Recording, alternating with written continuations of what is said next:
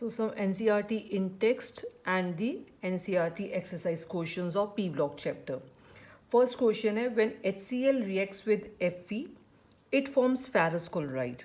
तो जब हम रिएक्शन करते हैं Fe की with HCl, we get ferrous chloride FeCl2 और साथ में हाइड्रोजन गैस बनेगी एंड नॉट फेरिक क्लोराइड. यहाँ फेरिक क्लोराइड क्यों नहीं बनता है, FeCl2 क्यों बनता है? रीज़न है यहाँ पे जो हाइड्रोजन बन रहा है ये फेरस अगर फेरिक में चेंज होने की कोशिश करेगा तो वापस जो है उसको रिड्यूस करके हाइड्रोजन जो है फेरस में चेंज कर देगा, बिकॉज हाइड्रोजन यहाँ पे रिड्यूसिंग एजेंट का काम करेगा. So hydrogen formed here, so hydrogen liberated prevents the oxidation of FeCl2 to FeCl3. ये रीज़न है कि यहाँ पे फेरस सॉल्ट बनता है ना कि फेरिक सॉल्ट बनता है. So this is the first question. Next है how ammonia reacts with Cu2+. तो यहाँ रिएक्शन लिख के बतानी है हमें Cu2+ की रिएक्शन विद अमोनिया.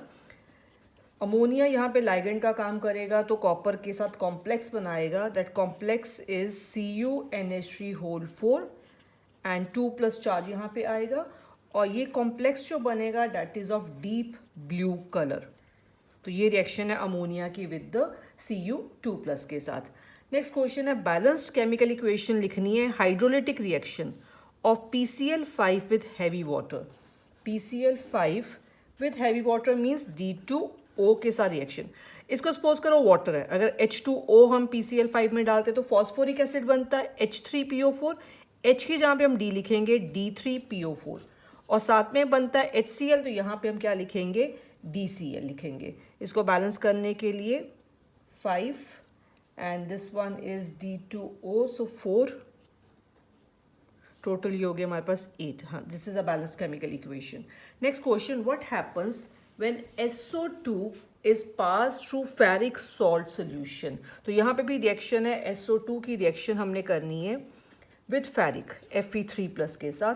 सोल्यूशन है, so water will also be there. SO2 reduce कर देगा फेरिक को फेरस में और खुद ऑक्सीडाइज हो जाएगा सल्फेट में एंड यहाँ पे साथ में बन जाएगा H+. रिएक्शन को बैलेंस करने के लिए 2, दिस इज ऑल्सो 2 वाटर, तो यहाँ पे आ जाएगा 4H+ आ जाएगा. नेक्स्ट क्वेश्चन है, हमने इंपॉर्टेंट रोल बताना है सल्फ्यूरिक एसिड का, कहाँ कहाँ पे इसको यूज़ करते हैं. एक तो यूज़ आता है इन मैन्युफैक्चर ऑफ फर्टिलाइजर्स में, फर्टिलाइज़र बनाने के काम आता है sulphuric acid. Then sulphuric acid जो है, जो घर में हम बैटरीज यूज़ करते हैं इन्वर्टर्स के साथ, जिनको स्टोरेज बैटरीज कहते हैं, उसमें यूज़ में आता है इन storage batteries. And then is also used in detergent industry.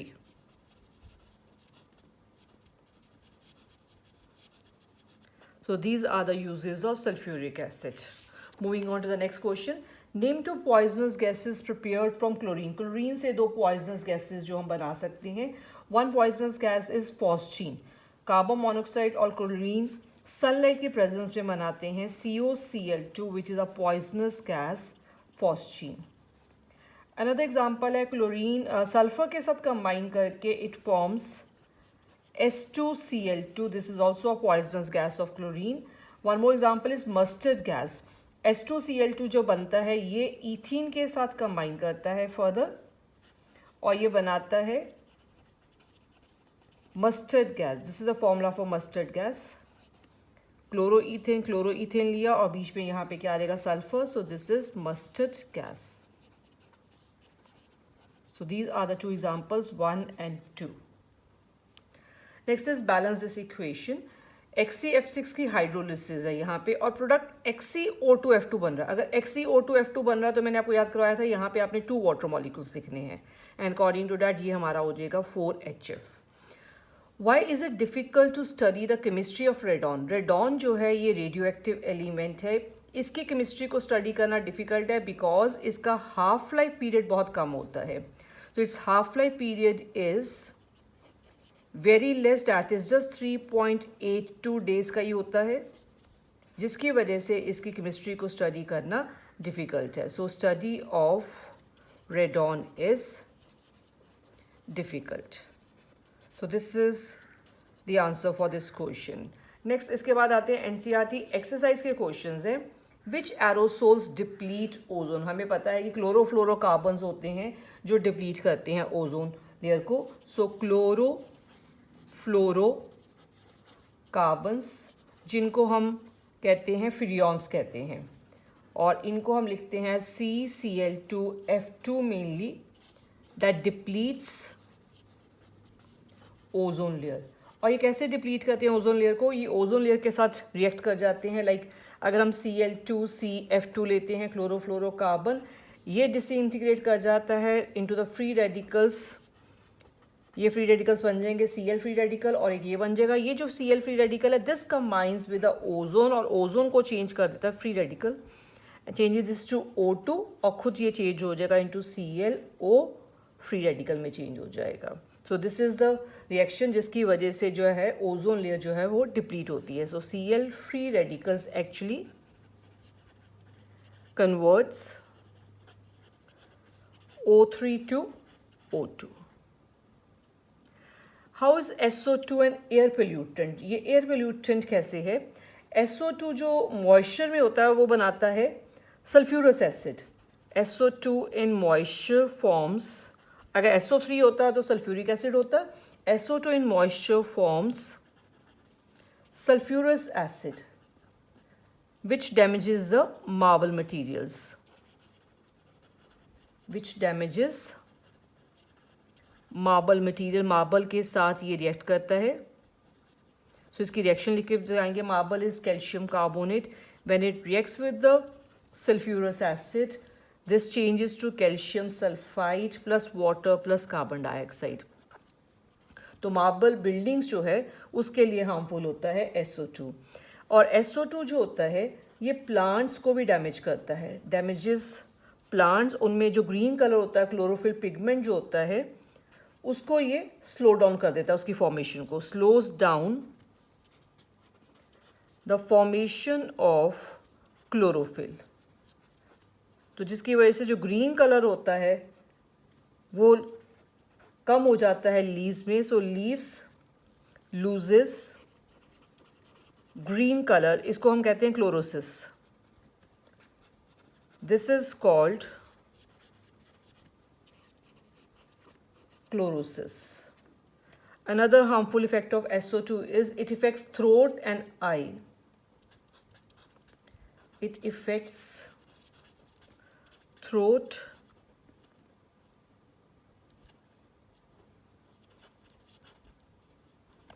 and eye. Then it affects voice box. तो ये कुछ हार्मफुल इफेक्ट्स हैं SO2 के. सो it is actually an air pollutant. Next after this is justify the placement of oxygen, sulphur, selenium, tellurium and polonium in the same group. ये सारे elements जो हैं group 16 के हैं. तो इनको ग्रुप 16 में क्यों प्लेस किया गया? बिकॉज इनकी प्रॉपर्टीज़ मैच करती हैं. लेकिन हमने आंसर देना है electronic configuration, oxidation state and hydride formation के बेसिस पे ये आंसर करना है. तो फर्स्ट हम यहाँ पे लेते हैं इलेक्ट्रॉनिक कॉन्फ़िगरेशन के बेसिस पे. अगर लास्ट शेल की कॉन्फ़िगरेशन सेम होती हैं तो सारे एलिमेंट्स सेम ग्रुप में होते हैं. So all these elements they have 6 electrons in their last shell.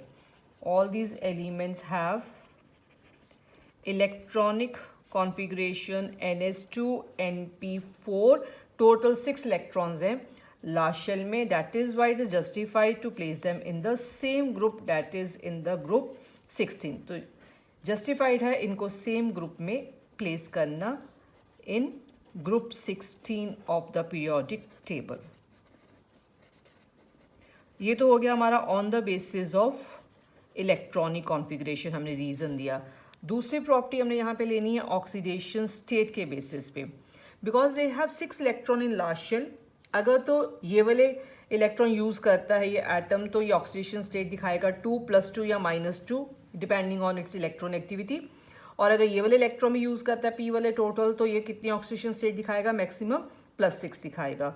So because they need 2 electrons to attain the stable configuration, 2 electron की ज़रूरत है.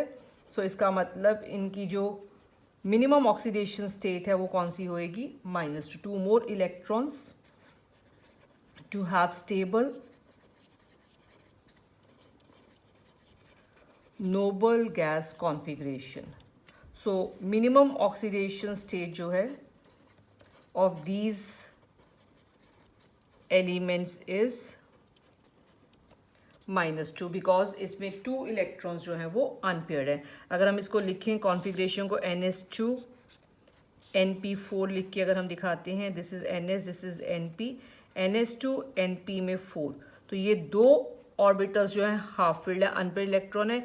ये ऑर्बिटल्स जब इन्वॉल्व होंगे बॉन्डिंग में तो इसमें जो है 2 इलेक्ट्रॉन्स इसको और चाहिए स्टेबल होने के लिए. So it will show an oxidation state of -2 ये दिखाएगा.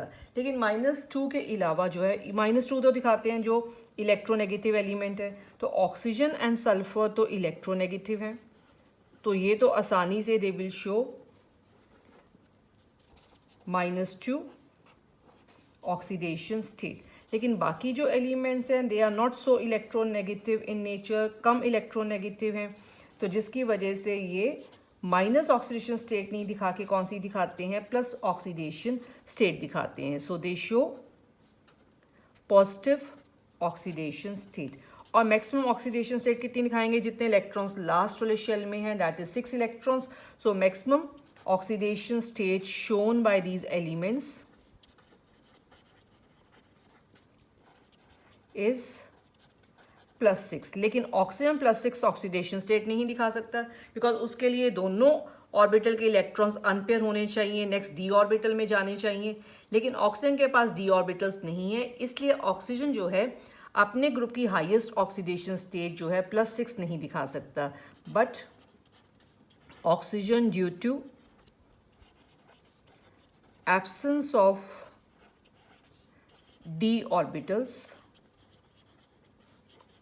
does not show +4 and +6 oxidation state. So these elements on the basis of maximum and minimum oxidation state के basis पे justified है इन elements को group 16 में place करना, are justified to be in group 16 of the periodic table. ये हो गया oxidation state के बेसिस पे. नेक्स्ट है हाइड्राइड फॉर्मेशन. ये सारे के सारे एलिमेंट हाइड्रोजन के साथ कंबाइन करेंगे because they need 2 electrons to attain stability. तो ये जब हाइड्रोजन के साथ कंबाइन करते हैं they form hydrides with the formula H2M लिख देते हैं. All the elements complete their octets by sharing 2 of their valence electrons with hydrogen to form hydrides. Of the general formula,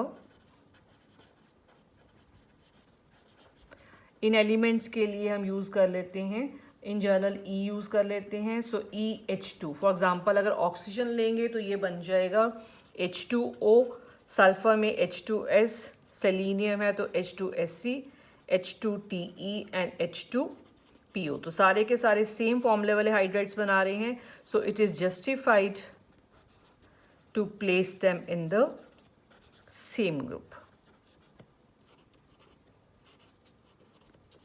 सो ये इस क्वेश्चन का आंसर है कि ये सारे एलिमेंट्स एक ही ग्रुप में क्यों हैं. हमने electronic configuration, oxidation state and hydride formation के बेसिस पे इस क्वेश्चन को आंसर करना था कि ये सारे जो है ग्रुप 16 में क्यों प्लेस किए गए हैं.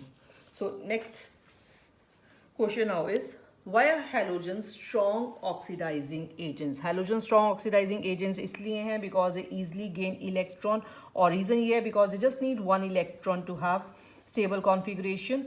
सो इसका रीज़न है कि इनकी लो बॉन्ड डिसोसिएशन एनर्जी होती है, हाई इलेक्ट्रोनेगेटिविटी भी होती है and large negative electron gain enthalpy. तो हमने आंसर अकेला इलेक्ट्रॉन गेन एंथैल्पी पे नहीं करना, ये हमने थ्योरी में पढ़ा था. इसके लिए हमें बॉन्ड डिसोसिएशन एनर्जी भी चाहिए, इलेक्ट्रॉन गेन इंथैल्पी भी चाहिए एंड हाइड्रेशन इंथैल्पी को भी हम यूज़ करते हैं यहाँ पर. सो halogens gain an electron easily. That is why they are strong oxidizing agents. Like X electrons gain करके X minus में आसानी से change हो सकते हैं because of the low bond dissociation energy, high electron activity and large negative electron gain enthalpy. They are strong oxidizing agents. Next question. Explain why fluorine forms only one oxo acid HOF क्यों बनाता है. HOF में F की जो oxidation state जो है that is -1 और हमने पढ़ा हुआ है कि जो this one will be having oxidation state और +1 यहाँ पे आएगा. OH ज़्यादा इलेक्ट्रोनेगेटिव है -1 तो F की यहाँ ऑक्सीडेशन स्टेट जो है +1 होती है जब ये कंबाइन करता है ऑक्सो एसिड के साथ. जब फ्लोरीन जो है अपनी oxidation state high oxidation state +3 +5 +7 नहीं दिखा सकता. That is why it forms only one oxo acid due to its high electronegativity, small size and due to absence of d orbitals. Due to high electronegativity,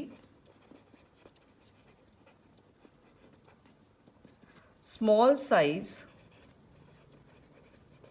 and absence of d orbitals. अगर d orbital absent है तो it cannot expand it's octet तो ये high oxidation states नहीं दिखा सकता है.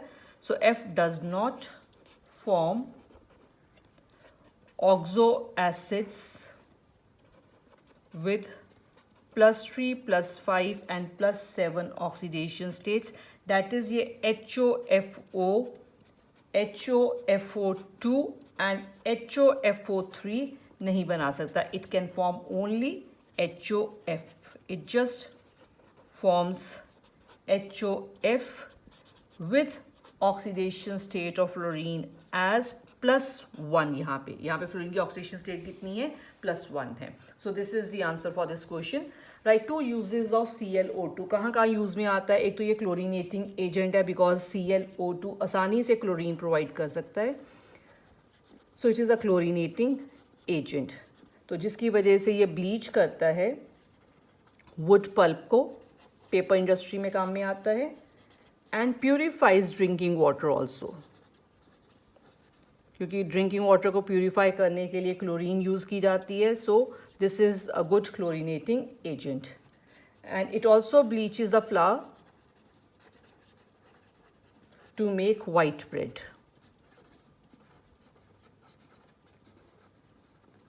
So these are the 2 uses of ClO2.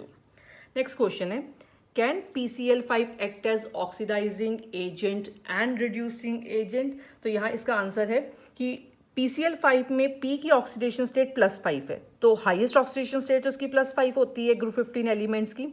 तो ये अपनी ऑक्सीडेशन स्टेट को इंक्रीज नहीं कर सकता. इसका मतलब ये रिड्यूसिंग एजेंट की तरह एक्ट नहीं कर सकता बट ये कम कर सकता है अपनी ऑक्सीडेशन स्टेट को. +5 से +3 भी आ सकती है इसकी ऑक्सीडेशन स्टेट. तो ये जो है ऑक्सीडाइजिंग एजेंट का काम करेगा, रिड्यूसिंग एजेंट का काम नहीं करेगा.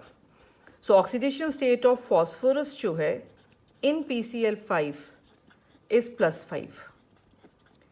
So it cannot increase its oxidation state as phosphorus has 5 electrons in its last shell. तो इनकी हाईएस्ट ऑक्सीडेशन स्टेट ही +5 होती है. Therefore PCl5 cannot act as a reducing agent but phosphorus अपनी ऑक्सीडेशन स्टेट को डिक्रीज कर सकता है. Can decrease its oxidation state from +5 to +3 or some low level also. Therefore PCl5 is a oxidizing agent. तो ये oxidising agent का काम करेगा. इसकी एक एग्जांपल भी हमने की हुई है थ्योरी में. यहाँ पे फिर से वो लिख लेते हैं. PCl5 Ag को चेंज कर सकता है AgCl में और खुद ये रिड्यूस हो सकता है PCl3 में. तो यहाँ ऑक्सीडेशन स्टेट्स जो हैं वो मेंशन कर लेते हैं. सिल्वर इज़ 2, phosphorus +5, यहाँ फॉस्फरस +3 एंड सिल्वर इज +1, तो ये 0 से +1 में चेंज कर देता है सिल्वर को, खुद +5 से किस में चेंज हो गया, +3 में चेंज हो गया. सो phosphorus can decrease its oxidation state, that means this is acting as oxidizing agent. Next question बहुत इंपॉर्टेंट है, रिएक्शन फ्लोरीन की लिखनी है और क्लोरीन की लिखनी है विद वाटर. दोनों में हमारा जो है प्रोडक्ट वो डिफरेंट आएंगे, that is why this reaction is very important.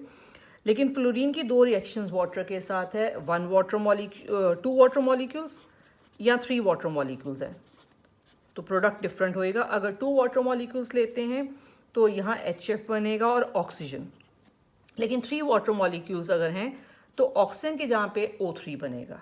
Now if you right the reaction of chlorine with water, chlorine की रिएक्शन जब वाटर के साथ लिखते हैं तो यहाँ देखो प्रोडक्ट हमारा डिफरेंट है. HF था तो HCl तो आ रहा है, लेकिन यहाँ पे HOCl आएगा, जो आगे हमने पढ़ा कि डिसइंटीग्रेट करके नेसेंट ऑक्सीजन देता है. रिएक्शंस को बैलेंस करते हैं, यहाँ 2 water 4 HF and here we have 3 fluorine और यहाँ पे आ जाएगा 6 HF आ जाएगा. And this reaction is a balance chemical equation. ये दोनों रिएक्शन में डिफरेंस है फ्लोरीन और क्लोरीन की रिएक्शन में विद वाटर, और फ्लोरीन की 2 रिएक्शंस आएंगी वाटर के साथ, एक में ऑक्सीजन बनता है, एक में ओजोन बनता है. Next question after this, how can you prepare chlorine from HCl and HCl from chlorine. HCl से क्लोरीन बनाने के लिए हमने रिएक्शन पढ़ी थी MnO2 में HCl डाल दो, तो ये बनाता है MnCl2 क्लोरीन एंड वाटर बन जाएगा यहाँ पे. बट अगर हमने बनाना है HCl बनाना है क्लोरीन से, तो सिंपल रिएक्शन है, हाइड्रोजन और क्लोरीन की रिएक्शन कर देते हैं और इससे HCl बन जाता है. लेकिन डिफ्यूज सनलाइट की ज़रूरत है यहाँ पे, डार्क में ये रिएक्शन नहीं हो सकती, थोड़ी सी लाइट की ज़रूरत पड़ती है इस रिएक्शन के लिए. So this is how we can get chlorine from HCl and HCl from the chlorine से हम प्रिपेयर कर सकते हैं. Next question, write balanced equation of NaCl heated with sulfuric acid. NaCl sulphuric acid in presence of MnO2. एक reaction तो हमने ये लिखनी है, दूसरी रिएक्शन है क्लोरीन की विद NaI. तो यहाँ हमने रिएक्शंस बस लिख के दिखानी है. फर्स्ट केस में यहाँ पे बनेगा MnCl2 sodium bisulphate chlorine and water. This reaction is very important because sodium hydrogen sulphate यहाँ पे बन रहा है और हम ये सोचते हैं कि यहाँ पे सोडियम सल्फेट बनेगा, but it is sodium bisulphate. और क्लोरीन की रिएक्शन जब NaI के साथ करते हैं तो दिस इज सिंपल NaCl बन जाएगा और साथ में I2 बन जाएगा. एंड रिएक्शंस को बैलेंस करते हैं, 4 NaCl तो यहाँ 4 सोडियम बाइसल्फेट आ जाएगा. Then we have 4 H2SO 4. This is giving 2 water, 2 NaI and 2 NaCl. So these are the balanced chemical equations. Next question है, which of the following does not exist. इनमें से कौन सा कंपाउंड एग्जिस्ट नहीं करता. हमने theory में ये भी पढ़ा, ये भी पढ़ा, ये भी पढ़ा, लेकिन नियोन के कंपाउंड्स हमने नहीं पढ़े. नियोन के कंपाउंड्स क्यों नहीं बनते हैं. NeF, यहाँ पे NeF2 है, तो 2 फ्लोरीन एटम के साथ कंबाइन करना है, इसका मतलब इसको 2 इलेक्ट्रॉन लूज करने हैं, लेकिन इसकी सम ऑफ आयनाइजेशन एंथैल्पी 1 and 2 बहुत हाई होती है, तो ये आसानी से इलेक्ट्रॉन लूज नहीं कर सकता है, इलेक्ट्रॉन लूज कर नहीं सकता है, इसलिए NeF2 नहीं बनाता है. ये एग्जिस्ट नहीं करता है because sum of ionisation enthalpy 1 and 2 of neon are very high और इतनी एनर्जी अवेलेबल नहीं होती है. That is why NeF2